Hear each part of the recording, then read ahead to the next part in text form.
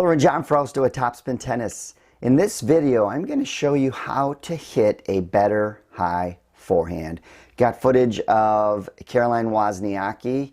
She does a great job of handling this high ball and attacking the high ball. Enjoy the video.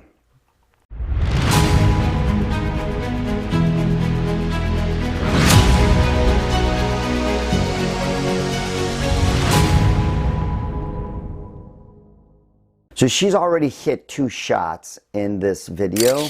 What we're looking at now is this incoming ball. Notice how high it is. So it's hit fairly deep and it's on the rise. Can you see that? This can be a challenging shot for a lot of players. Let me show you some ways to handle this high ball and how to still attack it. So you still want the good technique. Notice the non-hitting arm, how it's off to the side. So that gives her good spacing, good balance. Also notice that racket head, how it's high. This is going to help you hit this ball. So great balance. She does another great job of loading here. We've talked about this where that right leg is the boss. 90% of her weight will be on that right leg. 10% will be on this left leg. So the technique is really good as she receives this ball. But here's the magic sauce when hitting this shot.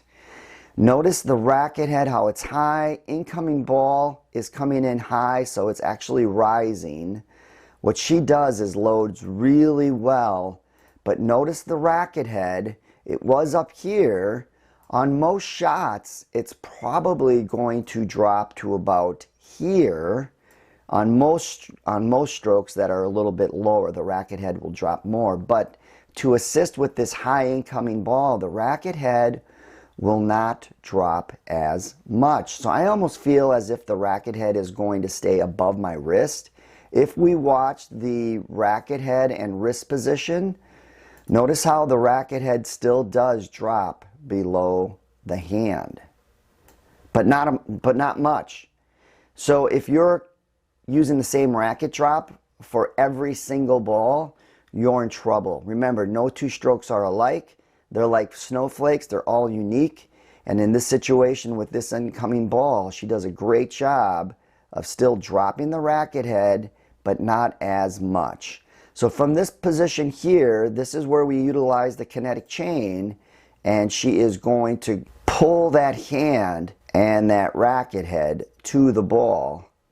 And there's that contact point. Let's go back to where she drops that racket head. So right there, so look at the path is still going to be high here. It is low to high. And notice that contact point position, it is above her head. This is a challenging shot for a lot of players. Notice how the racket head as well, see that racket head? Notice how it's above her hand. So that's the other thing. When you hit this shot, don't feel like your hand and the racket head have to be in line with each other. It's okay to have the racket head above the hand. She's done a great job of squaring up her hips and shoulders. She's launched really well. So that kinetic chain is in full effect here. She's using that ground to push up. And by launching like that, she does stay more connected with her body and her arm to stay with that contact point a little better. And then look at the finish. Notice how she kind of pulls across her body here, and it's more of a downward trajectory. See where that racket head is? And see where that racket head finishes? So let's go ahead. Let's look at the contact point.